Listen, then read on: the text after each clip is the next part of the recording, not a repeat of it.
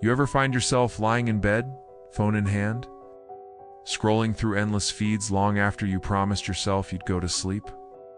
I used to think it was harmless, just a way to unwind, to distract myself from the silence of the night. But lately, I can shake the feeling that something is watching me from the other side of the screen. It's like the more I scroll, the more the darkness in my room seems to press in, as if my phone's glow is the only thing keeping it at bay. We all think we're safe, hidden behind our screens. But what if the real danger isn't what we see online? It's what's looking back at us. Tonight, I'm going to share 3 stories that will make you question every late-night scroll, every strange notification, every time your phone lights up in the dark. Trust me, you'll never look at your phone the same way again.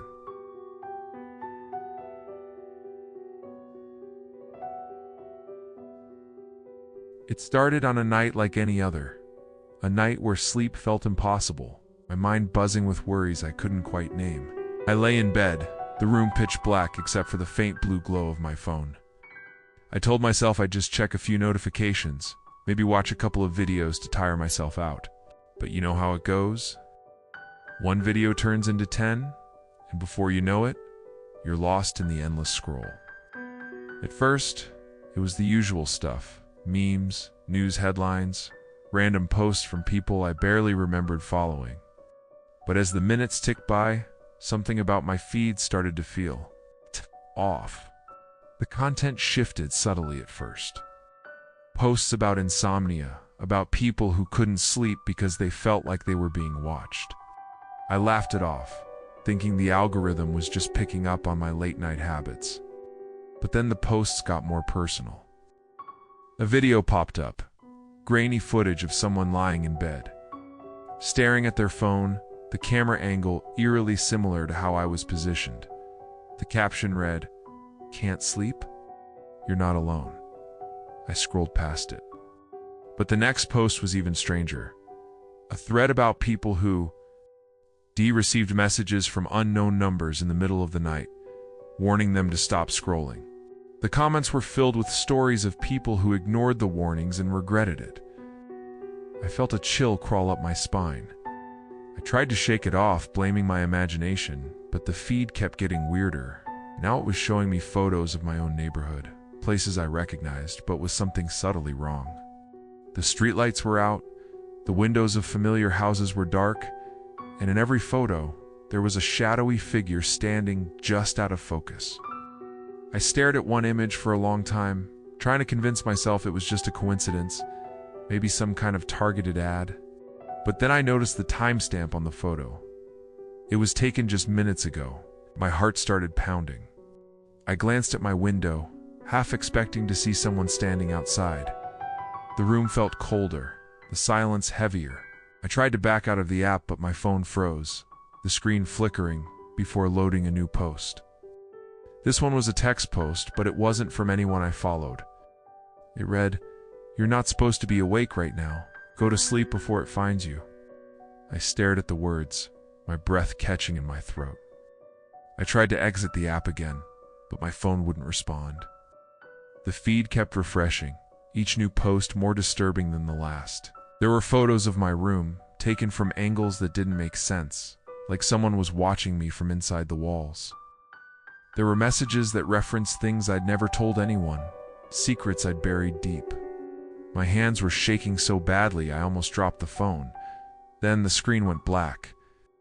For a moment I thought the battery had died, but then a single line of text appeared, glowing white against the darkness. "Look behind you," I froze. Every instinct screamed at me not to turn around, but I couldn't help myself. I twisted in bed, heart hammering, eyes straining to see through the darkness. There was nothing there, just the familiar shapes of my furniture, the faint outline of my door. I let out a shaky breath, trying to convince myself it was all some elaborate prank, a glitch in the algorithm. But when I looked back at my phone, the camera was on, showing a live feed of my room.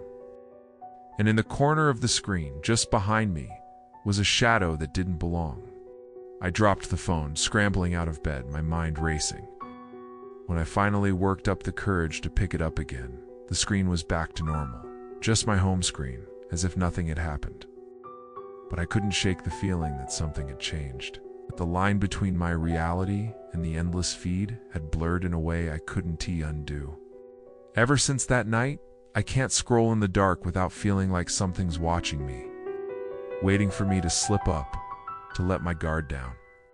And sometimes, when I least expect it, my feed shows me things I wish I'd never seen. It's strange how something as simple as scrolling through your feed can leave you feeling exposed, like the shadows in your room are just waiting for you to look away. But not every horror hides in algorithms or anonymous posts.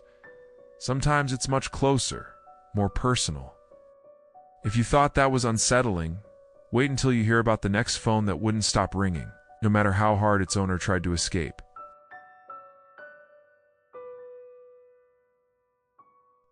I always thought the creepiest thing about doomscrolling was the way it made time disappear. One minute it's midnight, the next it's 3 in the morning, and you're still glued to your screen, eyes burning, mind numb. That's how it was for me that night. Just another endless scroll, trying to distract myself from the silence of my apartment. I was half asleep, thumb flicking through news stories and memes when my phone buzzed with a call from an unknown number. At first, I ignored it. Who answers calls at 2:47 a.m.? But the phone kept buzzing over and over until the sound felt like it was drilling into my skull. Finally, I picked up, more annoyed than anything. "Hello?" I whispered, voice thick with sleep. There was nothing but static on the other end. I waited, thinking maybe it was a glitch, but then I heard it. A faint, distorted voice, almost like it was underwater. "Why are you still awake?" it asked. I hung up, heart pounding. I tried to laugh it off, telling myself it was just some prank or a wrong number. But then the texts started. At first, they were just random strings of numbers and letters, but then they got more specific. "You're lying in bed, aren't you?" one message read. "Blue sheets, lamp on the left, window cracked open." I sat up, suddenly wide awake. My room was exactly as described. I looked around, half expecting to see someone outside my window. But the street was empty, the only light coming from the flickering street lamp across the road. I tried blocking the number, but every time I did, a new one would pop up, sending more messages. "Don't ignore me. I can see you. You shouldn't have answered." My hands were shaking so badly, I could barely type. I turned my phone off, thinking that would be the end of it. But when I turned it back on, the messages were still there, hundreds of them, filling my inbox, each one more personal than the last. They started referencing things I'd never told anyone, childhood memories, secrets I'd buried, things I was ashamed of. "Remember the time you lied to your mom about the broken vase?" one message read. "Or when you cheated on your math test in 7th grade?" My skin crawled. How could anyone know these things? I called my service provider desperate for help, but they told me there was no record of any calls or texts from the numbers I described. It was like they didn't exist. I even tried factory resetting my phone, but the messages came back as soon as it powered on. That night, the calls started again. This time the voice was clearer. "Let me in," it whispered. "I'm so close." I threw my phone across the room, heart racing, but the screen lit up on its own, displaying a live video feed of my apartment door. Someone was standing outside, their face hidden in shadow, hand raised, as if about to knock. I froze, unable to move, barely able to breathe. The knocking started, soft at first, then louder, more insistent. I wanted to scream, to run, but my body wouldn't listen. The phone buzzed one last time, a final message appearing on the screen. "You invited me?" The knocking stopped. Silence filled the apartment, heavy and absolute. I waited, listening for footsteps, for any sign that the person was still there. But there was nothing. I finally worked up the courage to check the door. The hallway was empty. No sign of anyone, no evidence that anyone had ever been there. But my phone still buzzes sometimes, late at night with calls from numbers that don't exist. And every time I wonder if I'll be brave enough to answer, or if next time whatever's on the other end will finally let itself in. It's one thing to feel unsettled by what you see online, but it's another when something from the other side reaches out and tries to cross into your world. The line between digital and supernatural isn't as clear as we'd like to think. But nothing compares to what happened when someone downloaded an app that should never have existed. An app that promised answers, but delivered something far darker. I've always been a skeptic. Ghost stories, urban legends, all that stuff, I'd laugh it off. Even as I scrolled through endless threads about haunted places and cursed objects. But there is something about the internet that makes even the most rational person start to question what is real, especially when you're alone in the dark, the only light coming from your phone. It was a night like any other, and I was deep in a doom-scrolling rabbit hole. I'd started with news, then moved to creepypasta forums, then to a subreddit about unexplained tech glitches. That's where I saw it. A post with almost no upvotes buried at the bottom of the page. The title was simple: "Download if you dare, the Truth app." The post itself was just a link and a single line. See what you're really afraid of? I should have known better. But curiosity is a powerful thing, especially at 3 a.m., when your mind is foggy and your judgment is shot. I clicked the link. The app wasn't on any official store. Downloaded as a weird, nameless file. My phone flashed a warning, but I ignored it. I just wanted to see what would happen. The icon was a black square, no name, just a faint, shifting pattern that almost looked like static. I tapped it, and the screen went dark for a moment. Then a message appeared. "Welcome. Are you ready to know the truth?"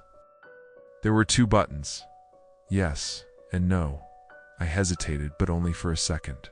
I pressed yes. At first, nothing happened. I almost laughed at myself for falling for such an obvious prank. But then my phone started to glitch. Screen flickered, colors bleeding into each other, icons rearranging themselves.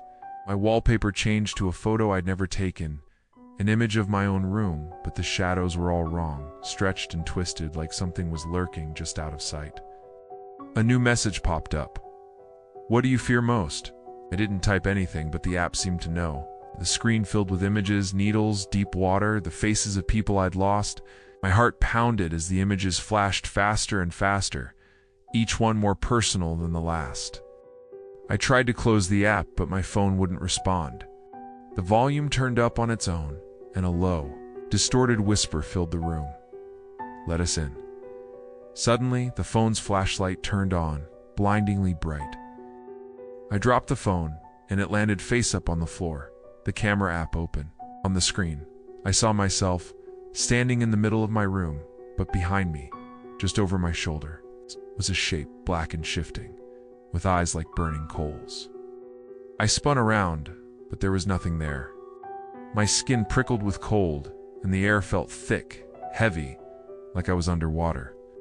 The phone vibrated violently. A new message appeared. "You can't hide from the truth." The screen split, showing 2 live feeds, one of my room, the other of a place I'd never seen before. It looked like a basement, walls covered in peeling wallpaper, a single flickering bulb swinging from the ceiling. In the corner, something moved, crawling toward the camera on all 4s, its limbs too long, its face a blur of static.